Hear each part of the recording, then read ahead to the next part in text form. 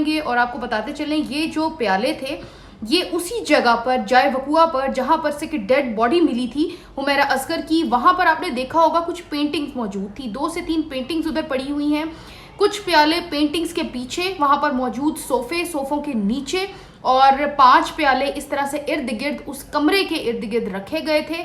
और जो छठा प्याला है वो किचन में से बरामद हुआ था। उन 6 के 6 प्यालों में से जो है सैंपल्स लेकर के भिजवाए गए थे जामिया कराची की लेबोरेटरी में एग्जामिन के लिए, तो उसकी रिपोर्ट सामने आ गई है। रिपोर्ट के मुताबिक बताया जा रहा है कि प्यालों से मिलने वाला सफूफ समंदरी नमक है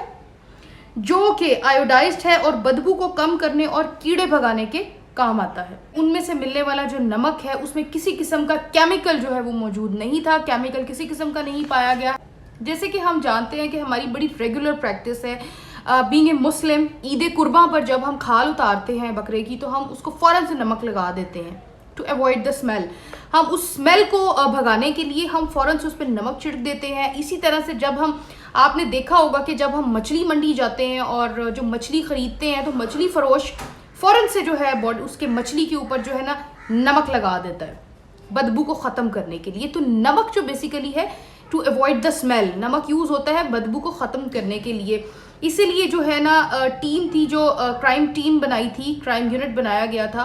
उसके अलावा पुलिस ऑफिसर्स, ये सब इस बात को बार बार सोचने पर जो है मजबूर हो रहे थे कि आखिर 8 से 9 माह तक क्यों ना बॉडी की स्मेल इतनी ज़्यादा फैली, जबकि इंसानी लाश की जो बदबू है वो आप गूगल पे सर्च कर सकते हैं, वो नाकाबिले बर्दाश्त होती है। और एक इंटरेस्टिंग बात वो ये शेयर करती चलूँ कि लास्ट टाइम ना अभी कुछ दिन पहले ये जब सैलाब बहुत ज़्यादा आए हैं तो उसकी भी न्यूज़ कवर करने के लिए ना हम लोग गए थे दरियाए रावी पर। जब हम गए तो वहाँ पर हमें जो उनके टीम थी जो कि गोताखोरों की टीम थी जो डेड बॉडीज़ जो कि है वो निकालती है दरियाए रावी के अंदर से, जो लोग डूब जाते हैं, उन्होंने बताया कि बहुत सारे लोग खुदकुशी करते हैं ऊपर से आके, उनको भी हम जो है ना हमारे गोताखोर जो है वो दरियाए रावी के अंदर जा करके निकालते हैं, एट अ टाइम बचा लेते हैं। और समटाइम्स हमें लाशें जो हैं वो नज़र आती हैं, वो हम निकालते हैं। तो उन्होंने एक बड़ी जो है ना इंकशाफ ये किया, उन्होंने कहा कि वो अंडे की तरह सफ़ेद हुई होती हैं लाशें जो हम दरिया में से निकालते हैं, और उन इंसानी लाशों में से इतनी बदबू आ रही होती है कि हमारी एक महीने तक हमारे हाथों में से वो बदबू नहीं जाती।